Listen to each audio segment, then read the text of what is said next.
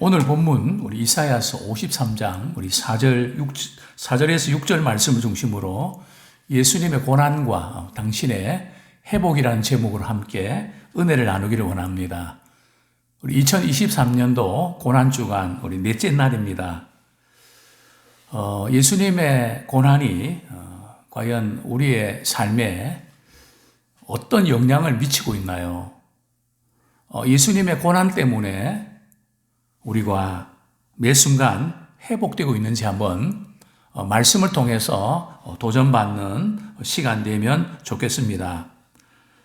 먼저 우리 첫 번째로 다루고 싶은 것은 예수님의 고난이 당신에게 어떤 영향을 미쳤습니까? 또 예수님의 고난은 누구를 위함인가? 이스라엘 백성들은 아직도 이사야 53장을 건너뛴다고 합니다. 왜냐하면 메시아의 그 고난을 다루기 때문에 그것을 원치 않는 겁니다. 메시아가 오셔서 영광을 누리고 열방 가운데서 쓰임 받는 그런 나라가 되기를 원하지 고난받는 종으로 오시는 것을 그들은 원치 않기 때문입니다. 그들 뿐일까요? 우리 역시 고난받는 것에 대해서는 또 부담을 갖고 있습니다. 또 심지어 예수님께서 고난당하셨는데 왜 내 문제가 또 이렇게 연결되어 있는가?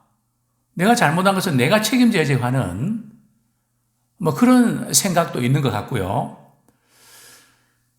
그런데 예수님의 고난은 고난주간이라든지 부흥회라든지 그럴 때만 우리가 은혜 받는 것이 아니라 우리의 삶 매 순간순간마다 바울이 나는 예수의 흔적을 가졌다는 것처럼 십자가의 그 고난의 의미를 매일매일 삶 가운데 적용을 해야 되는 것입니다. 제가 한 30여 년 목회하면서 때로는 인간관계로 인해서 참 많이 힘들었습니다. 또 제가 감당하기에는 역부족인 순간도 있었고요. 누구에게 말할 수 있는 것도 아니고 심지어 가족들에게도 토로할 수 있는 것도 아니고 어떻게 해결을 해야 되겠는데 유일한 것은 교회 강대상에 올라가서 기도하는 것뿐이었습니다.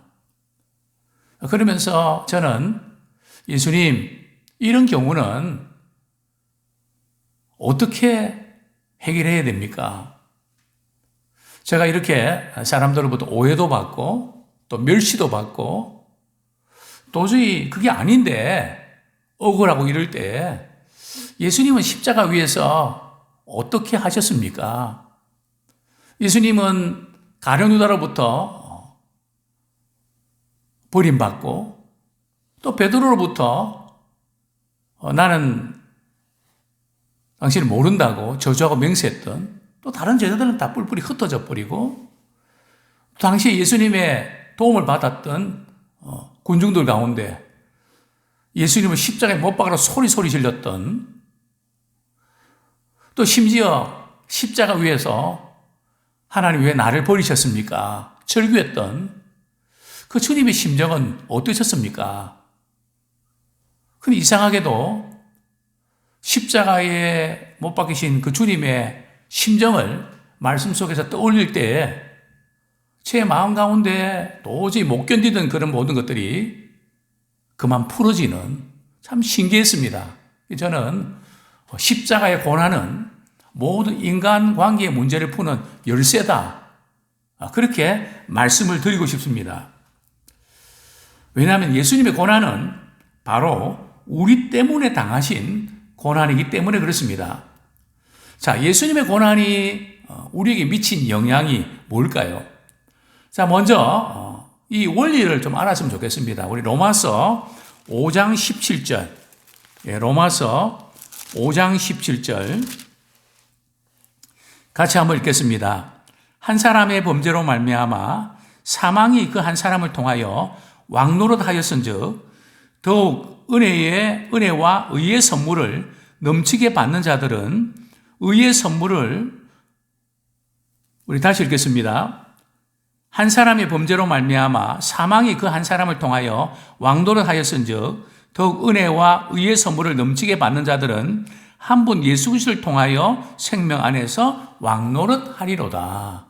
즉 한 사람의 범죄했다는 것은 바로 아담이 불순종함으로 타락을 가져왔죠. 그래서 인간에게는 사망이 왔습니다.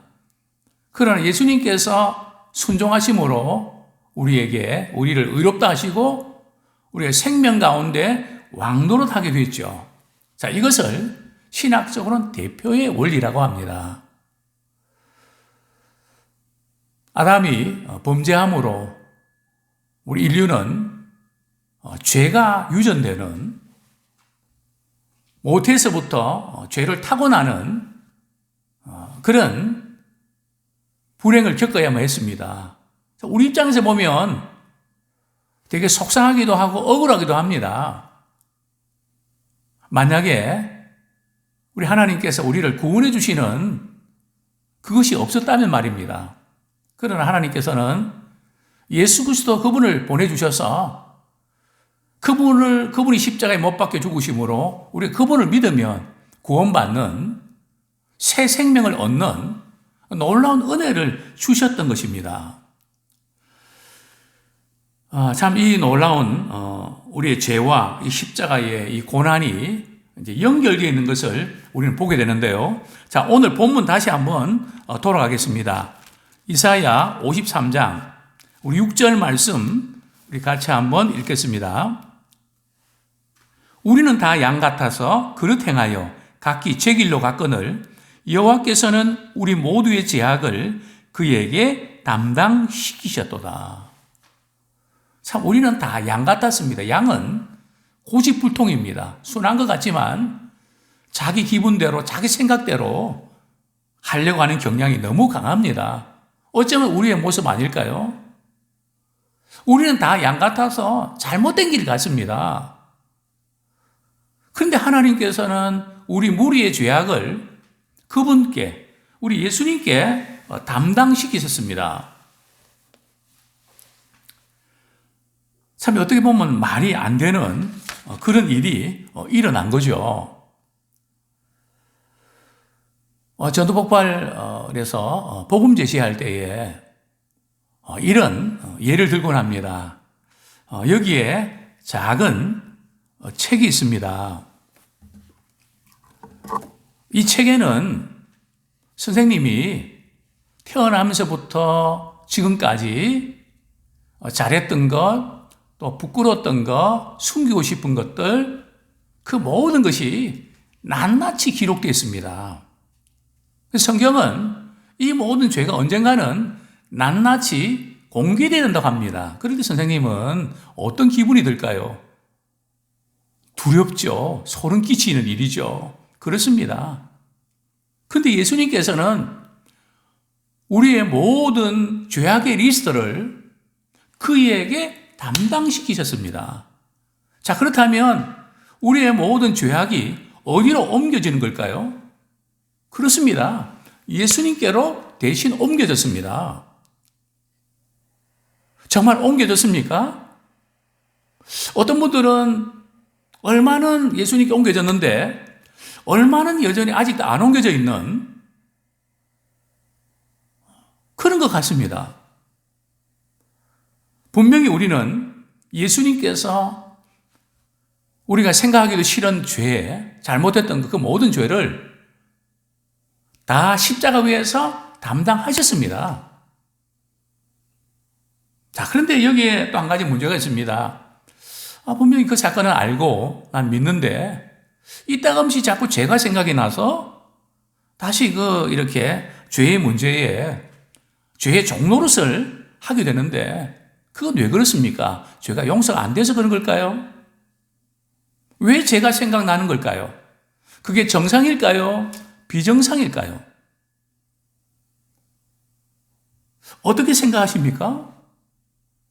자, 우리 성경 말씀 우리 한 구절 보겠습니다. 우리 로마서 8장입니다.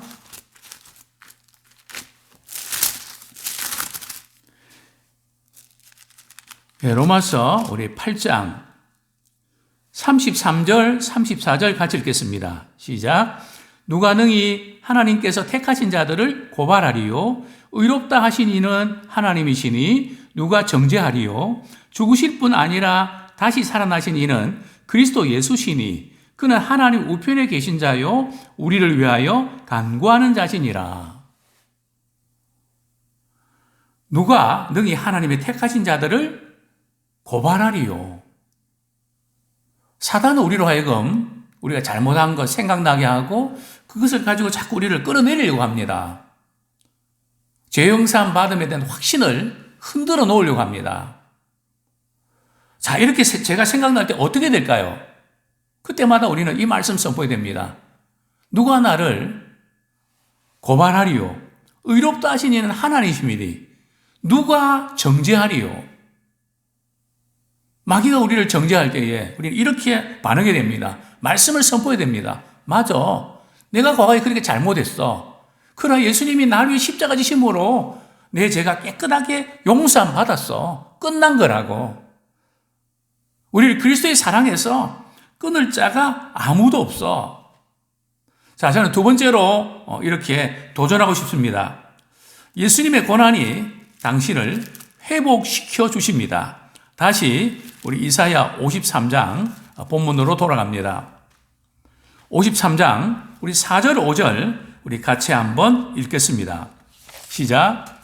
그는 실로 우리의 질고를 지고 우리의 슬픔을 당하였거늘 우리는 생각하기를 그는 징벌을 받아 하나님께 맞으며 고난을 당한다 하였노라. 그가 찔림은 우리의 허물 때문이요 그가 상함은 우리의 죄악 때문이라.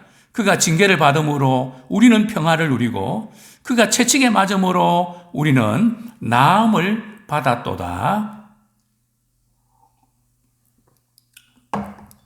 먼저 우리는 한번 생각해 보아야 될 문제가 있다면 누가 예수님을 이렇게 십자가에 내어주셨을까요?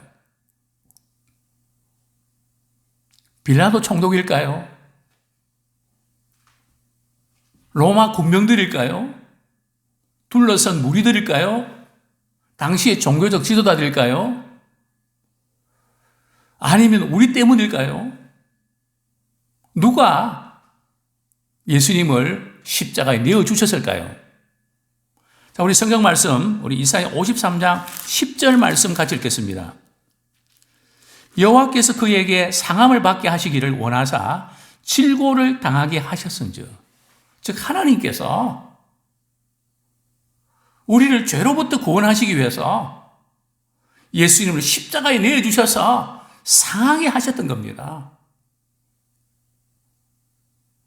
정말 하나님의 그 사랑, 도대체 우리가 뭔데? 우리 하나님께서 그렇게 하셨던 것입니다. 또 이사야 53장은 우리에게 뭐라고 말씀합니까? 누구의 질고를 당하셨다고요? 예수님은 우리의 질병과 고통과 슬픔을 담당하셨습니다. 그런데 어떤 분들은 내가 슬프고 고통스러운 것은 예수님도 모르신다고 생각합니다. 예수님과 나는 상관이 없다고 생각합니다. 아닙니다.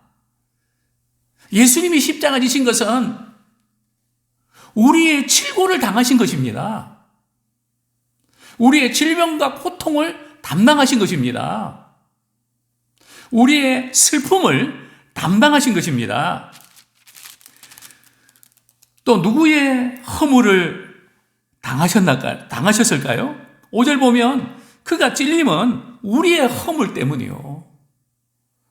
참 예수님께서 손발 찔리신 거 우리의 허물 때문입니다.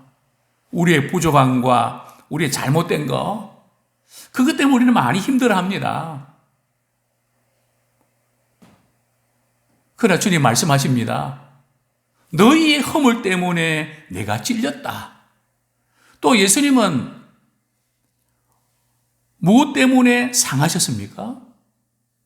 그가 상함은 우리의 죄악 때문이라. 우리의 죄악 때문에 주님은 상하셨습니다. 여기 상하셨다는 의미는 육체적인 고통 때문에 상하시는 의미도 있지만 자존심이 상하셨다는 겁니다. 수치와 멸시와 조롱당할 때, 벌거벗은 몸으로 십자가에 못 박히실 때에, 참 부끄러움을 당하실 때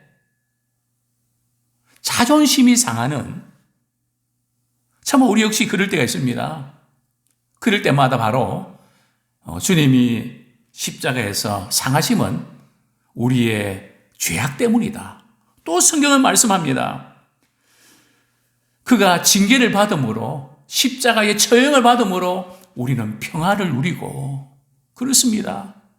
단 하루도 마음에 편할 날이 없는 우리지만 죄로 인한 고민과 갈등과 슬픔 때문에, 그러나 예수님께서 우리에게 죄사함의 은혜를 주셔서 하나님과의 관계의 회복을 우리가 주셔서 그가 징계를 받음으로 우리가 평화를 누리게 되었습니다. 모든 지각에 뛰어난 하나님의 평화를 누리게 되었습니다. 또 성경은 말씀합니다. 예수님이 채찍에 맞음으로 우리는 나음을 입었도다. 예수님이 채찍에 맞음으로 나음을 입었도다. 그렇습니다. 제가 목회하면서 그 얼굴에 사망의 그늘이, 온갖 불안과 그늘에 앉았던 어떤 분을 신방한 적이 있습니다. 말씀을 전하고 그분을 위해서 기도할 때에, 또 이 말씀을 선포할 때에 그는 평화를 누리고 마치 천사 얼굴처럼 환해졌습니다. 그리고 새로운 인생을 살아냈습니다. 또 어떤 분들은 다리가 퉁퉁 붓고 도저히 어떻게 할 수 없을 때에, 병원도 갈 수 없을 때에 저는 그를 위해서 기도했습니다. 주님이 채찍에 맞으심으로 나음을 입었다가 말씀하셨는데 그 말씀이 우리 집사님에게도 그대로 이루어지기를 원합니다. 주의 말씀은 살아서 운동이 있다고 해서 아오니 제가 채찍에 맞음으로 나음을 입었노라 기도할 때에 또 주님께서 치유해 주시는, 오늘날도 마찬가지인 줄 압니다. 또 많은 분들이 이 약속의 말씀 믿고 치유함을 받은 줄 압니다. 주님이 채찍에 맞음으로 나음을 입었도다. 그가 징계를 받음으로 평안을 누렸다고 하는 이 놀라운 은혜를 우리가 경험하기를 소원합니다.